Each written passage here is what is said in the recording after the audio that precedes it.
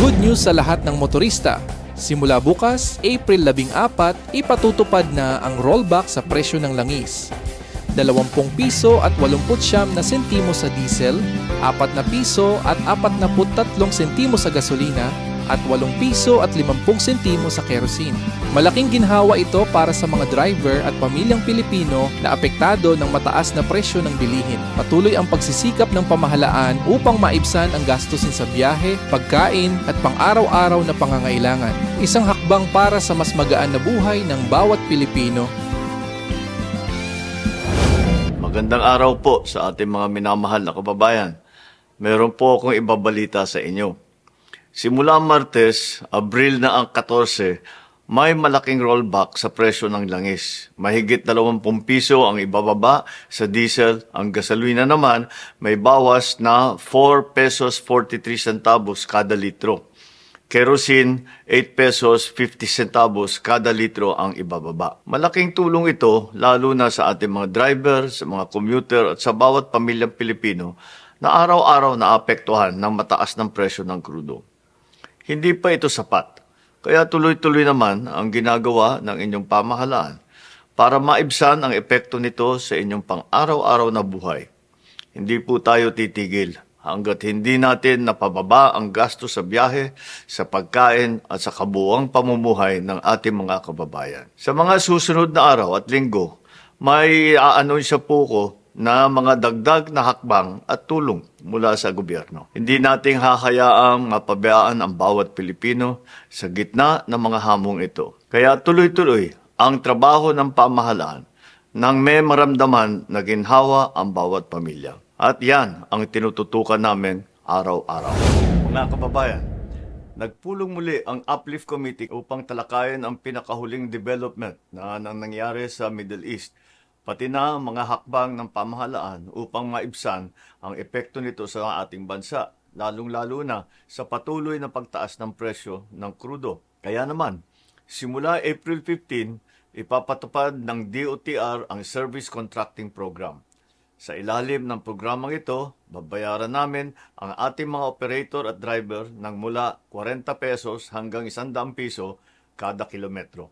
Dagdag ito sa kanilang kita mula sa pamasahe. Para naman sa mga commuter, may kasamang hindi bababa sa 20% na diskwento sa pamasahe. Ang mga ruta ay nakatuon sa mga lugar na may koneksyon sa tren at pangunahing mga bus route, upang maging mas maayos, mabilis at maaasahan ang biyahe. Ipapatupad ito sa buong bansa. Sasaklaw sa humigit kumulang 50,000 na PUB, 1,000 operator at aabot sa 15 milyong pasahero. Ang Service Contracting Program ay ipapatupad sa off-peak hours upang masigurong may masasakyan pa rin ang ating mga kababayan kahit hindi sa rush hour. Lahat ng sasali ay may GPS monitoring para naman matiyak na aktwal ang biyahe at maayos ang serbisyo. Patuloy ang biyahe, patuloy ang hanap buhay. Hindi pa tayo titigil doon. Magpapatupad tayo ng 10 piso kada litro na bawas para sa public utility vehicle na may maximum na 150 liters kada linggo sa loob ng 3 buwan. Sisimulan muna natin ito sa NCR sa susunod na linggo. Una sa Commonwealth, palalawakin natin ito sa mga susunod na araw sa Quezon Avenue, Espanya, Zapote, A. Bonifacio, Rizal at Marcos Highway hanggang mapalawak natin ito sa buong bansa. Mahalaga ito dahil hindi lang transport cost ang tinutugunan natin. Pinipigilan din natin ang pagtaas ng presyo ng pagkain at iba pang pangunahing bilihin.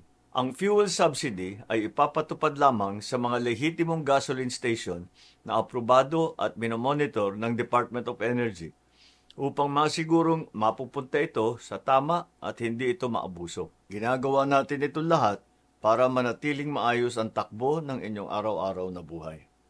Ang bawat desisyon na ginagawa natin ay may isang layunin lamang: maprotektahan ang Pilipino. Pangulong Ferdinand R. Marcos Jr. inanunsyo ang malaking price rollback ng mga produktong petrolyo ngayong linggo. Magandang balita para sa bawat Pilipino. May aasahan tayong major rollback sa presyo ng petrolyo simula bukas, April 14. Kahapon ay malugod na ibinahagi ni Pangulong Marcos Jr. ang balita sa isang video message. Ayon sa Pangulo, mahigit 20 pesos kada litro ang ibababa sa diesel, 4 pesos 43 centavos sa gasoline, at 8 pesos 50 cents naman sa kerosene. Malaking tulong ang rollback sa bawat driver, commuter, at pamilyang Pilipino na patuloy na apektado ng mataas na presyo ng langis. Ngunit batid ni Pangulong Marcos Jr. na hindi sapat ang rollback upang maibsan ang pasanin ng sambayanan. Kaya ibinahagi rin ng Pangulo na sa mga susunod na araw at linggo ay magkakaroon ng anunsyo tungkol sa mga hakbang ng pamahalaan upang mas mapagsilbihan pa ang taong bayan. Walang mapapabayaan sa gitna ng mga hamon na ito. Tinitiyak ng Pangulo na patuloy ang trabaho ng gobyerno para sa bawat Pilipino. Simula Martes, Abril na ang 14, may malaking rollback sa presyo ng langis. Mahigit 20 piso ang ibababa sa diesel. Ang gasolina naman may bawas na 4 pesos 43 centavos kada litro. Kerosene, 8 pesos 50 centavos kada litro ang ibababa. Malaking tulong ito lalo na sa ating mga driver, sa mga commuter at sa bawat pamilyang Pilipino. Hindi po tayo titigil hanggat hindi natin napababa ang gasto sa biyahe, sa pagkain at sa kabuuang pamumuhay ng ating mga kababayan. Nang may maramdaman na ginhawa ang bawat pamilya. At yan ang tinututukan namin araw-araw. Lumalakas na laban kontra fake news. Pinalagaan ng 3 independent press organization ang anilay garapal na tangkang pagsira sa kredibilidad ng mga mamamahayag upang iligaw ang taumbayan at isulong ang interes ng iilan. Ito ay sa kabila ng lumalaganap na pagkalat ng maling impormasyon at fake news tungkol sa kalusugan ng Pangulo lalo na noong nagdaang araw ng kagitingan. Sa magkakahiwalay na pahayag binigyan diin ng Malacanang Press Corps, Malacanang Cameramen Association at Presidential Photojournalist Association na hindi gawain ng responsabling mamamahayag ang magbintang, gumawa ng kwento, at magkalat ng walang basihang chismis. Hinimok ng Malacanang reporters ang taumbayan na maging mapanuri at kilatisin ang mga pinanggagalingan ng impormasyon. Ayon naman sa samahan ng cameramen, malaki ang papel ng kanilang ginagampanan sa pagbuwag ng isang malawak at organisadong pagkalat ng fake news. Partikular na sinita nito ang pinalabas na disinformation na may sakit umano ang Pangulo. Nawawala siya at ang mga video na ginamit noong araw ng kagitingan ay pawang throwback materials na kuha pa noong 2024 o 2025. Nagpahayag naman ng pagkabahala ang Photojournalist Association sa kumakalat na fake news na umano'y mga lumang larawan ng Pangulo ang kanilang ginamit noong araw ng kagitingan. Binagindiin ng grupo na personal nilang nasaksihan ng Pangulo sa nasabing event. Nananawagan din ang Asosasyon ng Taumbayan na siguruhin i-verify ang source ng kanilang impormasyon at ugaliing galing ito sa mga lehitimo at pinagkakatiwalaan na media organizations. Samantala, sumulat sa Meta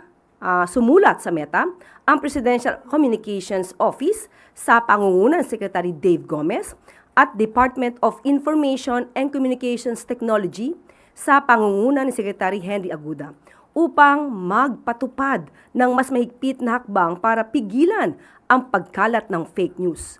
Bilang tugon, nagpahayag ng suporta ang Meta sa lahat ng inisyatibo ng pamahalaan upang labanan ang misinformation, fake news, cyberbullying, phishing at financial fraud.